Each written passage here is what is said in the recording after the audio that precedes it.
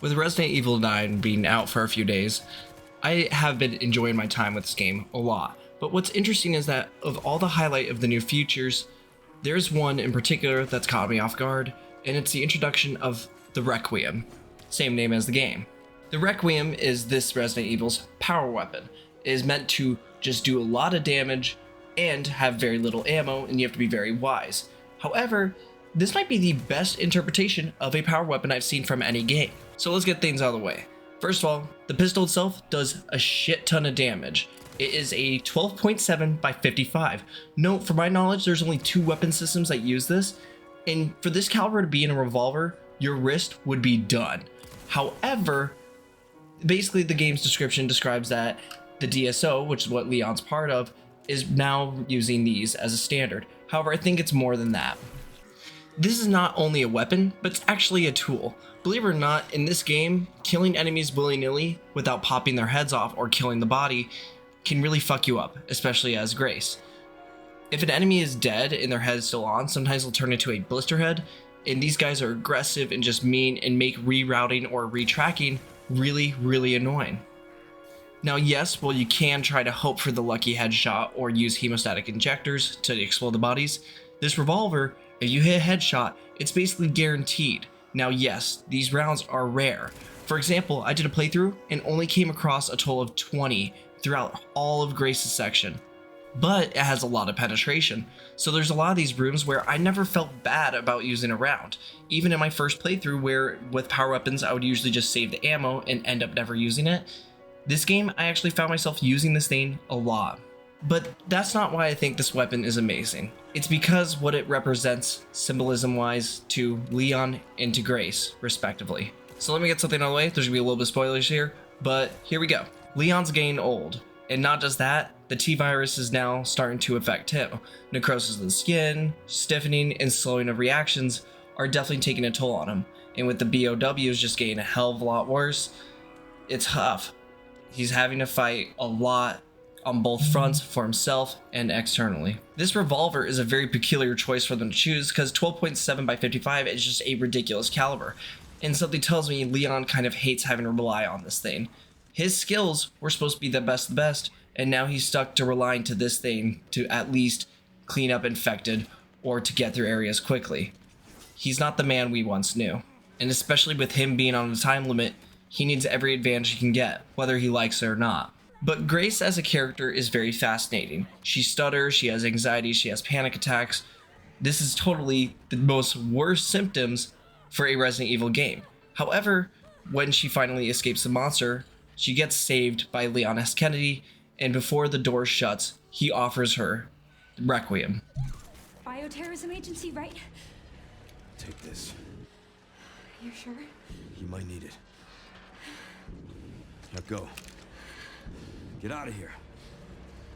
Now, well, I would say it's kind of debatable to give a person who's not comfortable with guns a 12.7 by 55 revolver. You know what? For gameplay, it's awesome. Now, with the revolver, you only get 1 round to start. And honestly, it's awesome. It's really tough when to feel like you do it right. For example, my first playthrough, I actually killed the maid zombie that's cleaning the bathroom windows. And when I did that, I actually didn't feel bad. I kind of felt excited because the power behind it. Grace's reactions to the pistols firing is really cool detail-wise. When she fires her first round with it, she's in utter shock. I don't think because of the power, but because of the safe space it creates for her. This weapon literally creates an area for her to breathe and take control of something in her life where she probably never felt like she did. Now, as I was talking about earlier, ammo for this thing is extremely rare. And the only way you can really get ammo for this thing is by braving the dark or braving certain challenges that allow not only your revolver to be fed, but your character, Grace, to grow at the same time. The way I looked at it is the more ammo I got for the revolver, the more I felt like Grace grew, because over time through the game, it turns from a scared, kind of scary game into a game of bring it on. She's ready to go, especially in those last sections. There's a section where the revolver turns more into a tool, as I was describing earlier, where it's used to dissuade the giant mutated girl. In this underground area, there is no ammo pickups for it. So you're actually really well benefited from taking advantage of not using the ammo and using other resources instead. The giant girl down here is ridiculously aggressive. She's your typical stalker enemy that will roam an area, however, she's allergic to light.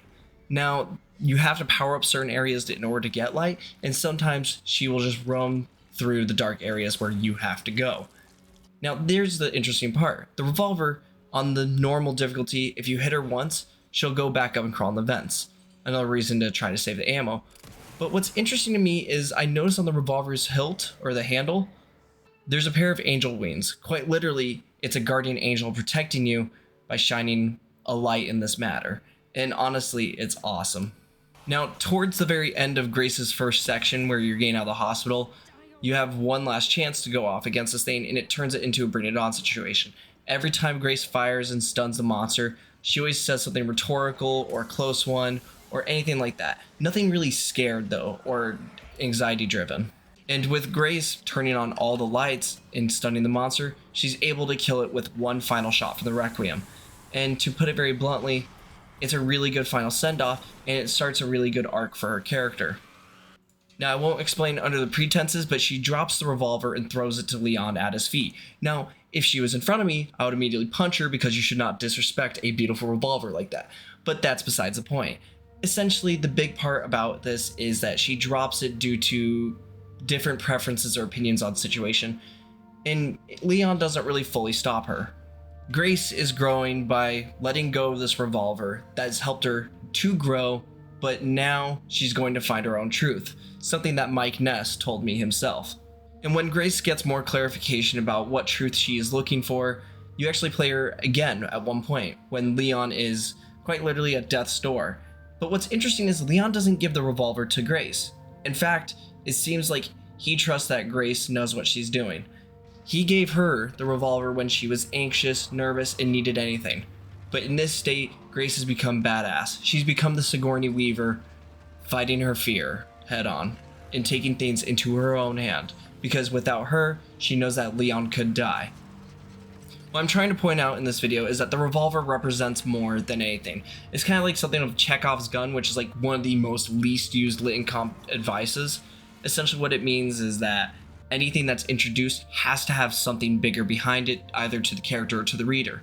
And this revolver is a great example of it. Essentially, it's a guardian angel for her and kind of a burden for Leon.